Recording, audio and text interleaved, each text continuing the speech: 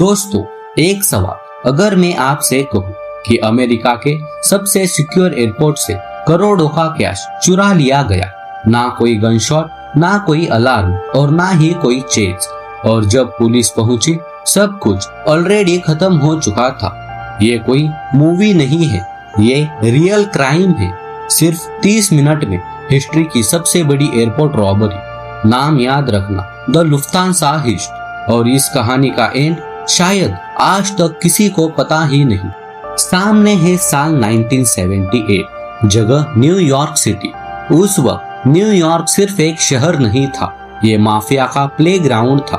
हर street पर power का game, हर deal के पीछे वायलेंस।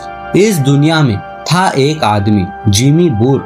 ना सूट ना ग्लैमर, बस एक दिमाग जो क्राइम को बिना शोर के अंजाम देता था। जिमी मानता था बेस्ट क्राइम वो होता है जिसका पता तब चलता है जब सब कुछ खत्म हो जाता है।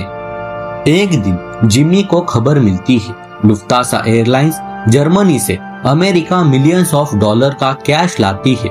ये पैसा सिर्फ कुछ घंटों के लिए JFK एयरपोर्ट के कार्गो टर्मिनल में रहता है, और यहीं पर एंट्री होती है एक इनसाइडर की, लॉइस वेर्नर, कार्गो टर्मिनल का एम्प्लॉय। उसके पास सब कुछ था, कैश का एग्जैक्ट लोकेशन, गार्ड का रूटीन और सबसे इम्पोर्टेंट अलार्म का सिस्टम। जिम्मी समझ चुका था ये मौका जिंदगी में एक बार आता है। उसने टीम बनाई, 10 लोग, ना ज्यादा ना कम। रूल सिर्फ एक, कोई हीरो नहीं बनेगा। 11 दिसंबर 1978 रात के 3:12 कार्गो टर्मिनल के अंदर सब कुछ नॉर्मल लग रहा था। गार्ड्स कॉफी पी रहे थे और तब दरवाजा खुलता है।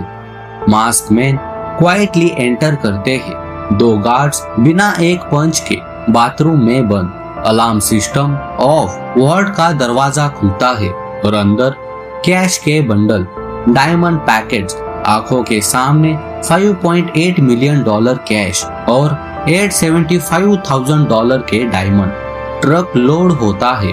Time 30 minutes. ना गोली ना आवाज। सुबह के 4 बजे, जैसे कुछ हुआ ही नहीं। जब सुबह स्टाफ आया, कार्गो टर्मिनल खाली था। Police freeze, media explode. America के हिस्ट्री की सबसे बड़ी कैश रॉबरी। माफिया सर्कल में सेलिब्रेशन शुरू थी, लेकिन जिमी बुर सेलिब्रेट नहीं कर रहा था। उसके दिमाग में सिर्फ एक ही सोच थी, ज्यादा लोग ज्यादा रिस्क।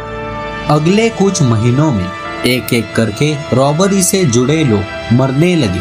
किसी की बॉडी कार के ट्रंक में, किसी का नाम रिकॉर्ड से ही गायब। जो ज्यादा बोल सकता था वो ज्यादा जी नहीं पाया। माफिया का सिर्फ एक ही रूल होता है, नो लूज एंड्स। और सबसे अजीब बात, इतना पैसा होने के बावजूद कोई ओपनली रिच नहीं बना, जैसे पैसा था ही नहीं। FBI को शक था जिमी बुर, लेकिन केस में था सिर्फ साइलेंस। ना फिंगरप्रिंट्स, ना CCTV, ना आई विटनेस, सिर्फ कहानियां और लाशें। लुफ्तांसा हिस्ट टेक्निकली परफेक्ट थी, लेकिन सच ये है, ग्रीड हर परफेक्ट प्लान को तोड़ देती है। आज भी सवाल वही है, वो पैसा गया कहाँ? और शायद कहीं किसी बेसमेंट में आज भी वो कैश अंधेरे में पड़ा हुआ है।